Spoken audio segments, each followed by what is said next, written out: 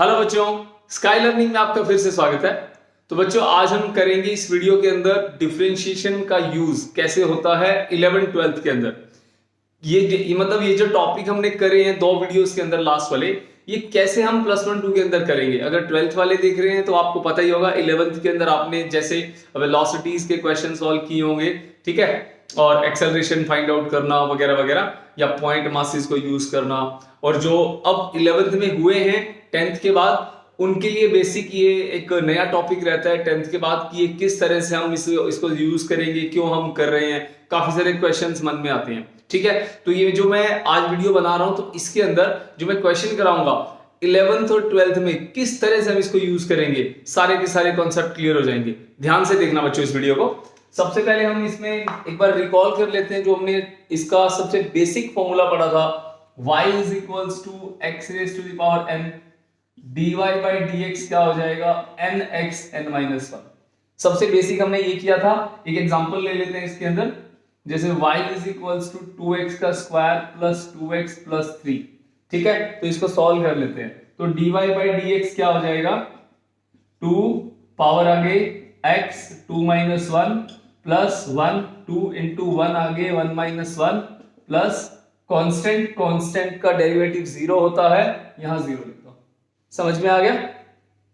तो 2 टू जा 4x plus 2x की पावर 0 4x प्लस 2, तो ये आपका dy बाई dx हो गया। समझ में आ गया बच्चों, क्लियर हो गया किस तरह से किया मैंने। ये पावर रूल लगाया, पावर आगे पावर माइनस 1, कांस्टेंट का डेरिवेटिव 0, खेल खत्म, ठीक है। अब आगे इसके अंदर आता है हमारा कि इसको 11th 12th में किस तरह से यूज करेंगे। जैसे मैं एक क्वेश्चन लेता हूं इसके ऊपर कि y is equals to 2t square plus 3t, ठीक है। ये क्वेश्चन है, ये डायरेक्ट क्वेश्चन है जिसमें ये पूछा जाएगा कि फाइंड आउट द वेलोसिटी। ये y क्या है, y डिस्प्लेसमेंट है, ठीक है, एंड t क्या है, टाइम, t टाइम है। समझ में आ गया यहां तक। अब इसके अंदर क्या पूछा जाएगा, इसमें पूछा जाएगा कि फाइंड आउट वेलोसिटी, ठीक है। कौन सी वेलोसिटी, इंस्टेंटेनियस वेलोसिटी, इंस्टेंटेनियस। ऐसे आपको क्वेश्चन दे दिया। अभी हमने काइनेमेटिक्स करा नहीं है, मैं जस्ट आपको डिफरेंशिएशन के बारे में बता रहा हूं। आपको ये ऐसा कुछ लिखा मिलेगा, find out the instantaneous velocity. आपको क्या करना है, सबसे पहले इसकी शक्ल देखनी है। ये कैसा है, ये पॉलिनोमियल जैसी फॉर्म है। अगर ऐसी फॉर्म आ जाए तो आपको क्या करना है, उसके अंदर देखो दो केस बनते हैं, डिफरेंशिएशन, इसमें डिफरेंशिएशन भी करेंगे और इसमें अगर एवरेज पूछ लिया जाए तो इसका क्वेश्चन अलग बनता है। तो आज जो मैं करा रहा हूं सिर्फ डिफरेंशिएशन के लिए करा रहा हूं, तो आप याद रखना इंस्टेंटेनियस वेलोसिटी बोलेंगे या वो बोलेंगे find out velocity for time is equal to 2 second, दूसरे सेकंड के लिए एट 2 सेकंड। समझ में आ गया, एट 2 सेकंड, एट 3 सेकंड, ऐसे करके। तो पहले इसको सॉल्व कर लेते हैं, फिर मैं समझाऊंगा इसका डिफरेंस क्या होता है। तो आंसर कर लेते हैं बच्चों इसका। तो यहां पे वेलोसिटी का फॉर्मूला होता है बच्चों dy बाई dt, ठीक है। ये फॉर्मूला होता है dy बाई dt। मैं आपको बता रहा हूं, आप इसको याद कर लो, 12th वाले को भी पता ही होगा। जो 11th में है वो एक बार इसको याद कर लो, dy बाई dt होता है डिस्प्लेसमेंट बाई टाइम। इसका डिफरेंशिएशन कर दो, ठीक है। dy बाई dt क्या होगा, dy बाई dt ये वेलोसिटी होगी, इसको करो पावर आगे 2 2t 2 माइनस 1 प्लस t की पावर 1 है 3 1 t 1 माइनस 1, कितना हो गया 4t plus 3 raise to the power 0, 4t plus 3। ये बच्चों आपकी वेलोसिटी आ गई। समझ में आ गया। अब ये डाउट क्लियर हो गया होगा कि क्यों हम डिफरेंशिएशन कर रहे हैं, इससे क्या मिलेगा हमारे को, हमारा यूज कैसे होगा फिजिक्स के अंदर। तो बच्चों ये एक सैंपल क्वेश्चन है, समझ में आ गया। अब 12th के लिए, 12th में किस तरह के क्वेश्चन पूछे जा सकते हैं बच्चों, ये जस्ट एक सैंपल है आपको अवेयर करने के लिए कि कैसे यूज होगा। क्लियर है। आगे देखो एक और क्वेश्चन, जैसे 12th में क्वेश्चन आता है, बेसिक क्वेश्चन है, 10th से रिलेटेड भी है। जैसे मान लो मैंने आपको बोल दिया चार्ज Q की value 3t Q plus 3t plus 4, ठीक है। ये है charge, Q stands for charge और T stands for time.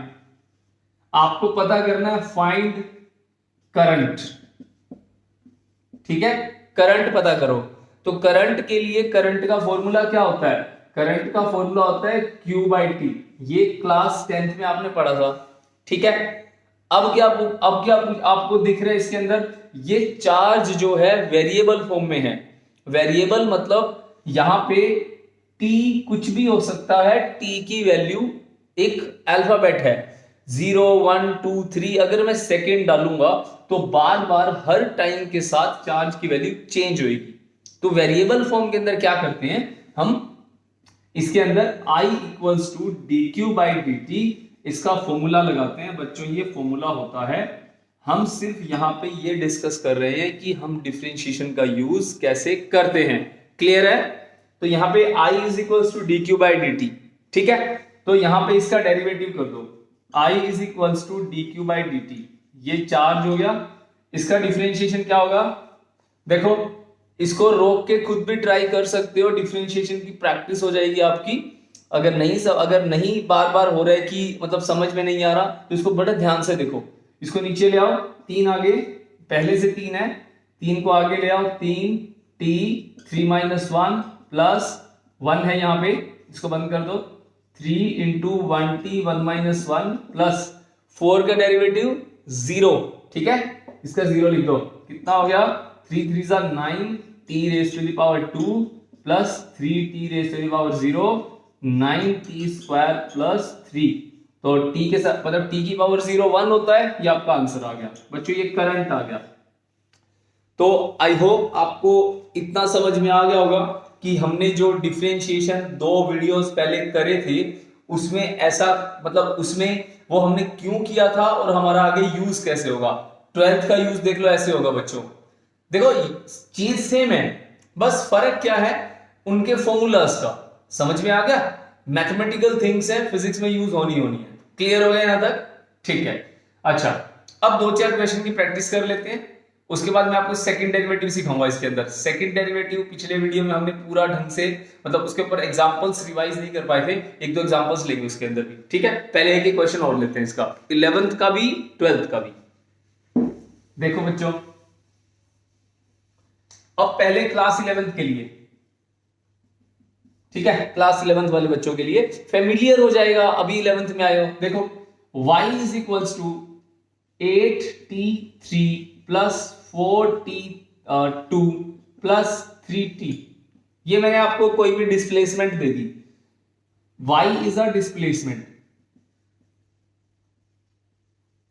t stands for time, time second में है और डिस्प्लेसमेंट मीटर में है। आपको क्या पता करना है इसके अंदर? एक्सेलरेशन पता करना है, एक्सेलरेशन। तो एक्सेलरेशन मैंने क्यों चूज किया? क्योंकि एक्सेलरेशन जो होती है डिस्प्लेसमेंट का सेकंड डेरिवेटिव होता है, ठीक है। तो आपको क्लियर हो जाएगा सेकंड डेरिवेटिव भी क्यों किया मैंने और क्यों आपको मैंने इसका मतलब इसके बारे में सिखाया।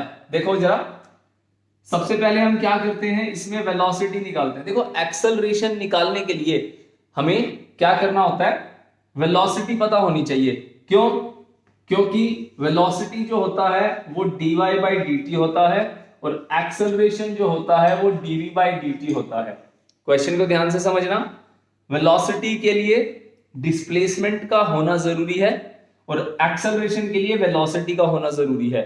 इसका मतलब अगर आपको क्वेश्चन में y दे रखा है और आपको एक्सेलरेशन तक जाना है, आपको बीच में वेलोसिटी नाम की चीज लेके आनी पड़ेगी। समझ में आ गया?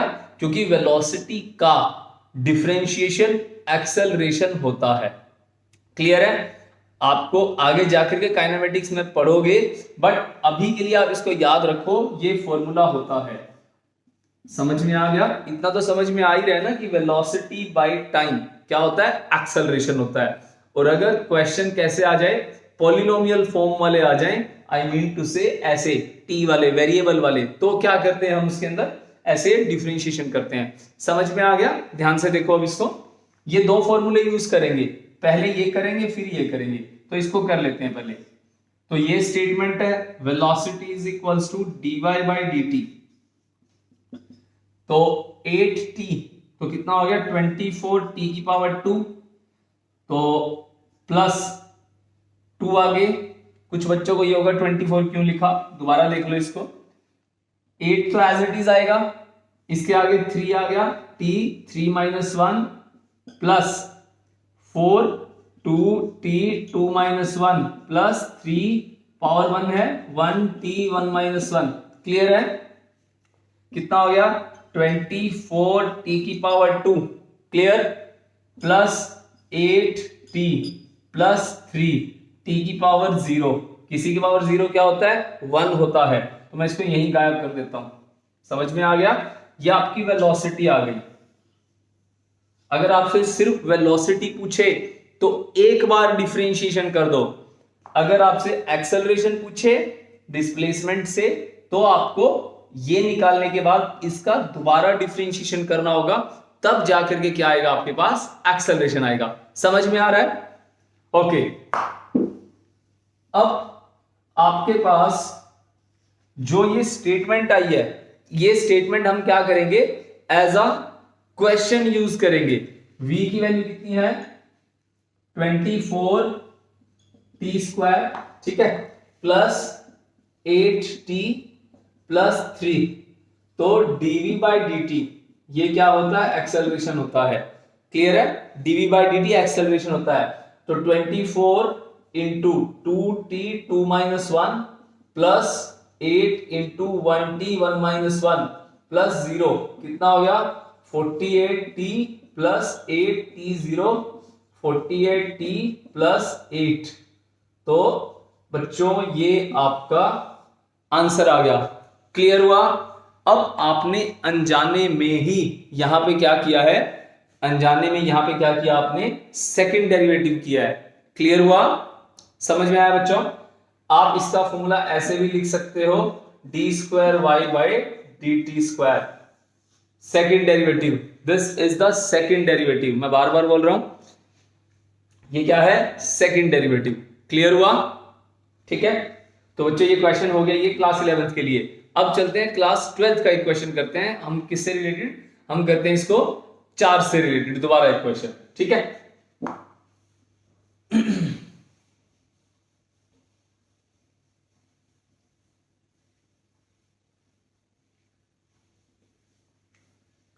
तो क्लास 12th में कैसे यूज होगा ये?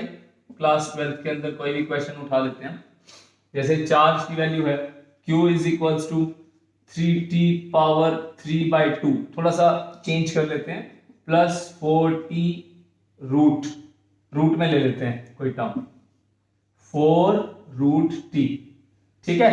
Find out I at t is equals to 3 second, ठीक है। थोड़ा सा क्वेश्चन को चेंज कर दिया, आपको यहां पे करंट पता करना है 3 सेकेंड के ऊपर। आंसर हमें पता है I की वैल्यू क्या होती है dq बाई dt होती है, ठीक है। इसका डेरिवेटिव करो, 3 एज इट इज लिखो, पावर आगे 3/2t 3/2 माइनस 1 प्लस 4। रूट में बच्चा कंफ्यूज होता है, रूट क्या होता है पावर 1/2, क्लियर है। तो t की पावर 1/2 होता है, आप इसको ऐसे भी लिख सकते हो 4t 1/2, तो 1/2 आगे आ जाएगा बच्चों t 1/2 माइनस 1, क्लियर है। बस हो गया। I equals to 3 3 9/2 t raise to the power 2, 3/2 minus कितना हो गया 1/2 और प्लस 2 से 2 इसको काट दो 2 t raise to the power minus 1/2, clear है। तो अब इसको कैसे लिख सकते हैं 9/2, ये t क्या हो गया रूट में आ गया, नीचे कितना आ गया √t प्लस 2, सॉरी ये ऊपर ही रहेगा, ये वाला नीचे आएगा बाय में √t, क्लियर हो गया। अब t की वैल्यू कितनी है 3 सेकंड है, 3 सेकंड पुट कर दो यहां पे 9/2 √3 प्लस 2/√3, तो ये आपका आंसर आ गया। अगर वैल्यू पूरी ले लेते हैं आप, मान लो यहाँ 4 ले लेता तो 2 आ जाता, तो यहाँ 2 आ जाता, तो आंसर थोड़ा सा इजी हो जाता। तो मेरा मतलब यहाँ पे आपको समझाना है, ठीक है। रैंडम क्वेश्चन उठा लिया मैंने, कुछ भी जो मन में आया। तो समझ में आया ये है क्या, कर क्या रहे हैं यहाँ पर, क्लियर हुआ। एक कॉन्सेप्ट तो ये याद रखना, ठीक है। दूसरा जो इसके अंदर मेन कॉन्सेप्ट है, ये कई बार आप डीएक्स एलिमेंट बोलेंगे, ठीक है। 12th वालों को समझ में आ रहा होगा, जैसे मैंने बोला एलिमेंट जो 12th में हुए हैं अभी, ठीक है। अगर आप लोगों का जब ये वीडियो देख रहे हो सकता है आप ये टॉपिक पहले कर चुके हो, जो जैसे एलिमेंट वाले क्वेश्चन हो गए, या जो 11th के अंदर आपने रोटेशनल मोशन के अंदर पढ़ा, एक रोड है उसका छोटा सा एलिमेंट है, ठीक है, या एक स्फीयर है उसका छोटा सा एलिमेंट है, तो वहां पे हम डेरिवेटिव ज्यादा यूज करते हैं, क्लियर है। तो एक बार मैं आपको थोड़ा सा ना क्लियर कर दूं, जो बच्चे अब 11th में आए हैं वो जरा ध्यान से देखना इसको, कि आपको और क्या क्या चीजें देखने को मिलेंगी। तो अगर आपने ये वीडियो देखा हुआ है तो इज इन दैट केस आपको कंफ्यूजन नहीं होगा, जब आपको टीचर करा रहे होंगे या जब आपको मैं कराऊंगा उस टाइम पे, तो आपको कंफ्यूजन नहीं होगा कि ये चल क्या रहा है, ये हो क्या रहा है, समझ में आ गया। जस्ट अवेयरनेस के लिए इसको ध्यान से देखना। तो यहां पे ना दो चीजें पढ़ोगे आप फिजिक्स के अंदर, दो चीजें, एक पढ़ोगे आप पॉइंट ऑब्जेक्ट, ठीक है, पॉइंट ऑब्जेक्ट, और एक पढ़ोगे आप इसके अंदर बॉडी। बॉडी का मतलब एक्सटेंडेड बॉडी, जैसे पॉइंट ऑब्जेक्ट में तो क्या हो गया, एक पॉइंट की बारे में बात हो रही है, और इसके अंदर क्या हो रहा है, एक्सटेंडेड बॉडी। जैसे मैंने बोला इसमें रोड है, ठीक है, रोड है या कोई लेंथ है, ये तो पॉइंट है ना, पॉइंट के इसके डायमेंशन नहीं होते, डायमेंशन लेस होता है ये, ठीक है। पॉइंट तो होता है डायमेंशन लेस, और रोड है इसके तो डायमेंशन है ना, कोई लेंथ है। और जैसे मान लो मैंने बोल दिया कोई स्फीयर हो गया, ठीक है, कोई रिंग हो गया, इस तरह की। अगर इस तरह के कोई क्वेश्चंस होंगे हमारे, उनके ऊपर डिफरेंशिएशन का यूज कैसे होगा, मैं सिर्फ आपको इसके अंदर अवेयरनेस दे रहा हूं कि कैसे हमारे फॉर्मूलाज जो होते हैं वो पॉइंट ऑब्जेक्ट के लिए बनाए जाते हैं, और उनको हम इन पे अप्लाई कैसे करते हैं। एक एक सैंपल देखो इसके ऊपर कैसे। जैसे पॉइंट ऑब्जेक्ट है, मान लो हमने फॉर्मूला पढ़ा, आपने 9th क्लास में पढ़ा है, Gm1m2 divide by are square, समझ में आ गया। इसको आपने कैसे पढ़ा है, पॉइंट मासेस, जैसे m1 पॉइंट है, m2 पॉइंट है, यहां पे आपने डिस्टेंस ले लिया r, और यहां पे फोर्स की वैल्यू कितनी होगी, Gm1m2 बाई आर स्क्वायर, समझ में आ गया। ये हमारा फॉर्मूला हो गया। अब अगर मान लो कोई बॉडी के बारे में बात हो रही है, ठीक है, जैसे हम बात करते हैं इसके अंदर, कोई मान लो रिंग है, ठीक है, ये रिंग है मान लो, ठीक है। इस रिंग के कारण इसका मास है m, यहां पे कोई पॉइंट है, यहां पे मैंने कोई छोटा सा मास रख दिया, तो इस रिंग के कारण इसके ऊपर ग्रेविटेशनल फोर्स कितना लगेगा, ठीक है, ध्यान से सुनो। इस रिंग के कारण यहां पे ग्रेविटेशनल फोर्स कितना लगेगा। अब आपको ये नहीं सोचना कि क्या होगा कैसे होगा, कहने का मतलब है यहां पे पॉइंट वाला फॉर्मूला है, और यहां पे कैसा फॉर्मूला है, ये वाला है हमारा एक्सटेंडेड बॉडी वाला, क्लियर हो गया, समझ में आई बात। तो यहां पे हम क्या करेंगे, इस रिंग को छोटे छोटे पार्ट्स में डिवाइड करेंगे, सिर्फ इतनी बात याद रखनी है, इसको छोटे से पार्ट्स में डिवाइड कर दिया, ये इसको बोलोगे आप डीएम, समझ में आ गया। तो ये क्या हो गया, डीएम हो गया। डीएम का मतलब क्या होता है, यहां पे डीएम का मतलब होता है a small portion of that ring, clear है, स्मॉल पोर्शन या एलिमेंट ऑफ दैट रिंग, समझ में आ गया, क्लियर हुआ कैसे कर रहे हैं हम लोग। और भी मैं एग्जांपल देता हूं इसके अंदर, जस्ट मैंने यहां पे आपको ये बताया कि ये फॉर्मूला है जो पॉइंट मासेस पे लगता है, और यहां पे हम इस फॉर्मूले को डायरेक्ट नहीं लगा सकते, रीजन क्या है, ये एक बॉडी है, तो आपको पहले बॉडी का एक पॉइंट काटना होगा, वो पॉइंट आपका ये वाला है, समझ में आ गई मेरी बात, क्लियर हुआ, ओके। धीरे धीरे क्लियर होगा बच्चों, बट इतना तो क्लियर हो गया होगा ना कि जो पॉइंट मास है और जो एक्सटेंडेड बॉडीज हैं, वहां पे आपको हर बार एक एलिमेंट काटना होगा। जैसे एक रोड है, ये एक रोड है, ठीक है, ये एक रोड ले लेते हैं ऐसे, इस रोड के कारण यहां पे आपको ग्रेविटेशनल फील्ड निकालना है। टर्म्स को आप दिमाग में मत रखना कि सर क्या बोल रहे हैं, समझ नहीं आ रहा, सिर्फ इतनी बात समझो कि यहां पे इसके कारण हमें कुछ कैलकुलेट करना होगा, तो हम ऐसे फॉर्मूलाज को डायरेक्ट नहीं लगा सकते, आपको इसका एलिमेंट काटना होगा। ये एलिमेंट क्या होता है हमारे पास, डी एल, टोटल लेंथ है l, तो इस फॉर्मूले को लगाने के लिए हमें dl नाम का एलिमेंट काटना होगा। समझ में आई मेरी बात? कोई भी बड़ी चीज होगी उसका छोटा सा टुकड़ा क्या होगा, d, अगर लेंथ है तो dl, अगर x है तो dx, वर्क डन है तो dw वगैरह वगैरह। तो छोटी सी बात समझ में आई किस तरह से हम लोग ये dl डिफरेंशिएशन कर रहे हैं, सारी चीजें क्लियर हुआ? तो थोड़ा सा तो आपको ये टफ लगेगा, बट इतना आइडिया आपको हो गया होगा यहाँ पे कि पॉइंट और बॉडीज, तो बॉडीज के लिए हम लोग डिफरेंशिएशन यूज करेंगे। समझ में आ गया? बॉडीज के लिए डिफरेंशिएशन प्लस इंटीग्रेशन यूज करेंगे। तोड़ना, छोटा सा पार्ट काटना, डिफरेंशिएशन, और उसको जोड़ देना सॉल्व करने के लिए इंटीग्रेशन। क्लियर हुआ? अब चलते हैं सेकंड डेरिवेटिव के ऊपर।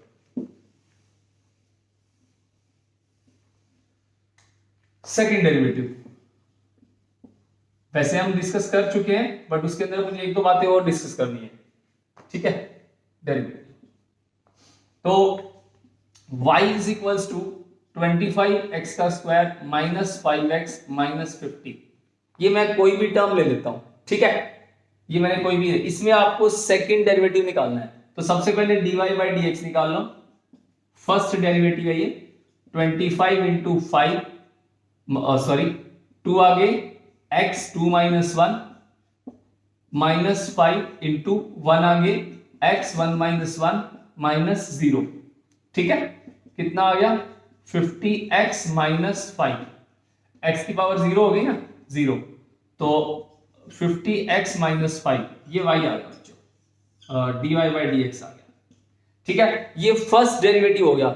सेकंड डेरिवेटिव इसका कर दो, D square Y by D X का स्क्वायर इज इक्वल्स टू क्या होगा 50 इंटू 1 x 1 माइनस 1 माइनस 0, कितना हो गया 50। तो D square Y by D X का स्क्वायर 50। समझ में आ गया? ये हो गया सेकंड डेरिवेटिव। जो आपके पास फर्स्ट डेरिवेटिव में स्टेटमेंट बनी है, मतलब जो फर्स्ट का आंसर आया है वो आपकी स्टेटमेंट बन गई, किसके लिए, सेकंड टाइम उसको डिफरेंशिएट करने के लिए। क्लियर है? ओके, अब इसमें एक नई चीज सुनो, ये वाली वैल्यू आपकी पॉजिटिव आई है, ठीक है, याद रखना एक बार। इफ, पहली बात, if D square Y by D X square is equals to positive, अगर ये पॉजिटिव आ जाए सेकंड डेरिवेटिव, तो आपके पास y जो होगा ना, y आपका मिनिमा होगा, मतलब y आपका मिनिमम होगा। ये बात आपको याद रखनी है। If second derivative is positive, y की जो वैल्यू है वो मिनिमम होगी। समझ में आ गया? दूसरा क्या है इसके अंदर, if D square Y by D X का square is negative, then y will be maximum। मतलब value of the y will be maximum. ये आपको याद रखना है बच्चों कि कब y मैक्सिमा होगा, कब मिनिमा होगा, आपको ये याद रखना है। तो इसी क्वेश्चन में आपको क्या करना है, अब मान लो अब यहां पे आपका सेकंड डेरिवेटिव क्या आया है, पॉजिटिव आया है। इस पॉजिटिव की आपको वैल्यू निकालनी है y के लिए। समझ में आ गया कि कहां ये आपका y जो वैल्यू है वो क्या होगा, मैक्सिमम होगा या मिनिमम होगा। अब ये 50 है, पॉजिटिव है, तो ये मिनिमम होगा। क्लियर है? देखो, समझ में आ गया? क्लियर हुआ ये? तो y क्या था हमारा 25x का स्क्वायर माइनस 5x माइनस 50। ये स्टेटमेंट थी ना हमारी, हमें y की मिनिमम वैल्यू निकालनी है। देखो बच्चों, तो dy बाई डी एक्स क्या है 50x माइनस 5। ठीक है, क्लियर है यहां तक? अब आपको x की वैल्यू निकालनी है, dy बाई डी एक्स को क्या पुट कर दो, 0 पुट कर दो। क्यों?